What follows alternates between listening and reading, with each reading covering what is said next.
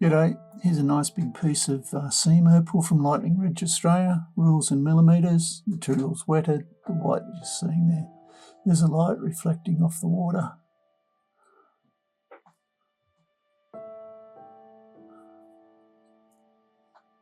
I'll be able to slice this in two and get two stones.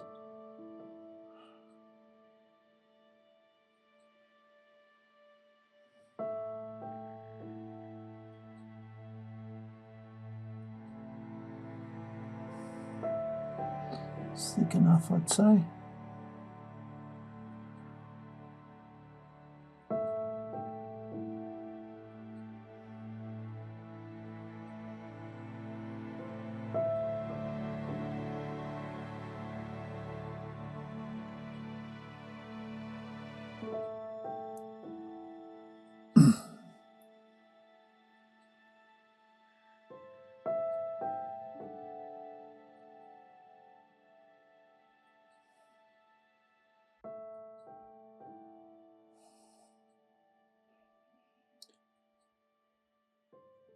Anyway, I hope you've enjoyed looking at that. Cheers.